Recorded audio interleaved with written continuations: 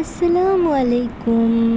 আজকে আমি ডিম দিয়ে এমন একটা রেসিপি দেখাবো যে রেসিপিটা যে কোনো বাচ্চারা এবং যে কোনো বড়রা খুবই চেটেপুটে খেয়ে ফেলবে। আমি ডিমটাকে সুন্দর করে সিদ্ধ করে নিয়েছি। এখন আমি এই ডিমটাকে তেলে নেড়ে চেড়ে ভেজে নেব। আর এই ডিমের রেসিপিটা একবার যে খাবে সে বারবার আপনাকে রান্না করে দিতে বলবে। যে সুন্দর করে ভেজে নিলাম, এখন তুলে নিব। তুলে নিয়ে পেঁয়াজ কুচি এবং কাঁচামরিচ কুচি দিয়ে এগুলোকে তেলে সুন্দর করে ভেজে নেব। আর আমি এখানে কাঁচামরিচের পরিমাণটা বেশি অ্যাড করেছি, কারণ আমি এখানে মরিচের গুঁড়োটা খুবই কম দিব। তাই এই যে এখন নেড়ে ছেড়ে সুন্দর করে পেঁয়াজ মরিচকে ভেজে নিচ্ছি। আর ভেজে নেওয়ার পর্যায়ে আমি একটু আদা রসুনের পেস্ট দিয়ে দিলাম, দিয়ে সুন্দর করে নেড়ে ছেড়ে আদা রসুনটাকেও তেলে ভেজে নেব। যে ভেজে নেওয়া হয়ে এসেছে, এখানে আমি এখন জিরা বাটা ও ধনিয়া বাটা দিয়ে দেবো। দিয়ে সুন্দর করে আর একবার নেড়ে চেড়ে নেব, নেড়ে চেড়ে কষিয়ে নেব মশলাটাতে। যে কষিয়ে নেওয়া হয়ে এসেছে, এখন আমি এখানে পরিমাণ মতো পানি দিয়ে মশলাটাকে ভালো করে আর একবার কষাবো।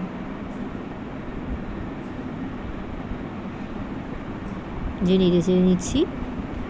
এখন আমি এখানে হলুদ মরিচ লবণ অ্যাড করে দেবো। প্রথমেই দিয়ে দিলাম লবণ, এখন আমি দিয়ে দিলাম স্বাদ মতো হলুদ, এবং মরিচের গুঁড়োটা দেবো আমি খুবই কম, কারণটা আপনাদেরকে আগেই বলেছিলাম। যে মরিচের গুঁড়োটা দিয়ে দিলাম।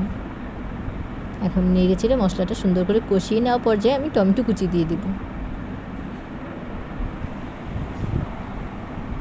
এই যে নেড়ে চেড়ে নিলাম। এখন আমি টমেটো কুচি দিয়ে দিলাম। আর এই টমেটো কুচি দিয়ে আমাকে সুন্দর করে টমেটোটাকে গলিয়ে নিতে হবে। এইটাই মেইন ফ্লেভার। এই যে নেড়ে চেড়ে টমেটোটাকে আমি গলিয়ে ফেললাম। আরও সুন্দর করে নেড়ে চেড়ে নিব, তেলে একটু ভেজে নেব টমেটোটাকে।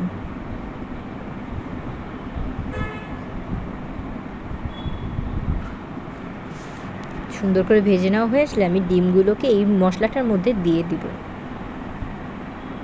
দিয়ে ডিমগুলোকে সুন্দর করে এই মশলার সাথে কষিয়ে নেব।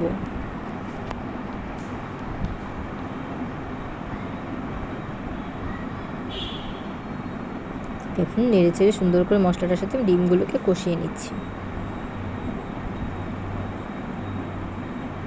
এখন আমি এর সাথে অ্যাড করব টক দই।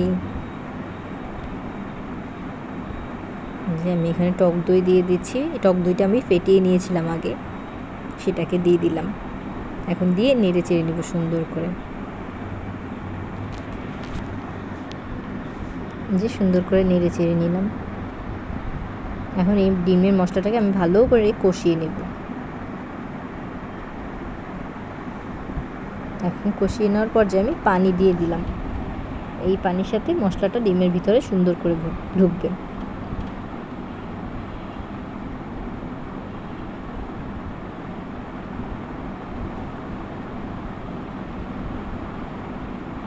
এখন চুলার আছে কিছুক্ষণ রেখে দেব। দেখুন গ্রেভিটা কত সুন্দর দেখতে হয়েছে।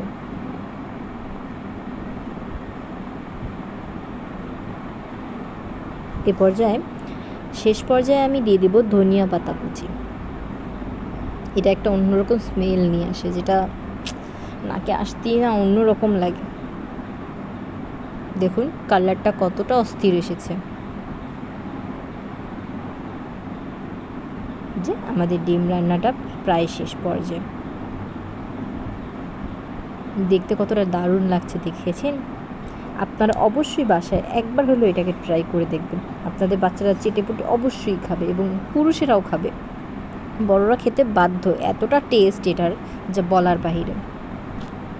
আর কমেন্টস করে জানাবেন আপনাদের রান্নাটা কেমন লেগেছিল। রান্নাটা ট্রাই করবেন এবং আমাকে কমেন্টস করে জানাবেন যে কেমন লেগেছে।